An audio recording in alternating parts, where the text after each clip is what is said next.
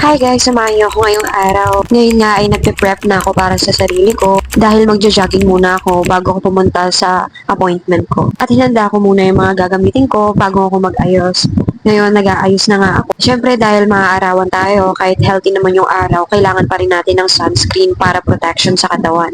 At ayan, patapos na nga ako at nagsombrero na ako para hindi masyado matirik yung araw sa ulo ko. Ewan ko, pero ngayon ko pa lang kasi gagawin to na magja-jogging. Dahil nga, iba na yung schedule ko, night shift na ako, so yung katawan ko is parang nanghihina na. So, sa isip-isip ko, kailangan ko nang i-jogging to. At ayun na nga, andito na tayo sa labas, tamang tanaw sa paligid. Alam nyo, yung napakasarap kapag naglalakad ka or nagja-jogging ka sa labas, nakakapag-isip-isip ka talaga ng mga bagay na dapat mong iniisip. At yung mga bagay na gulong-gulo ka, magulo sa isip mo, kapag nag-jogging ka, talagang parang naiisip mo siya at naaayos mo. Not totally ayos, pero kapag okay ka na, nakauwi ka na sa bahay ninyo, alam mo na yung gagawin mo.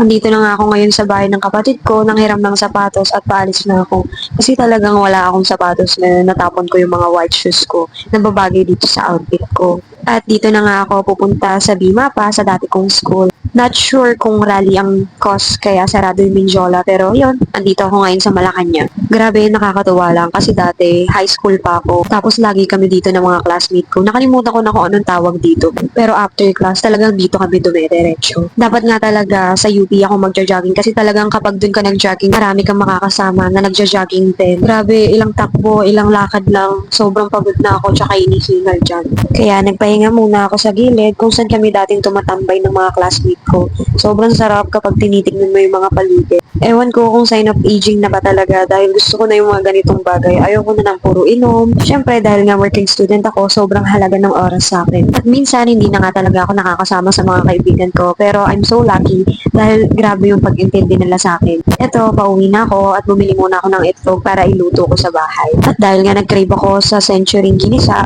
egg, tsaka fried rice, nagluto ako ngayon. Umuwi na ako sa bahay dahil nga meron pa akong appointment ng 10:30 a.m. Yan, kain tayo. Inubos ko na yung pagkain, sabay inom ng meds, and then ligo. At pagkatapos ko nga maligo, dediretso na ako sa Dr. Smile sa Plaza Noli. Nagmotor na nga pala ako niyan dahil 10:30 a.m. yung schedule ko, pero 10:25 a.m. ako natapos sa gawain ko. Sobrang bilis nga kasi cleaning lang muna. Next week na yung another schedule. At pagkatapos ko niyan, manonood at gagawa ng schoolwork at magpapahinga na. Salamat sa panonood.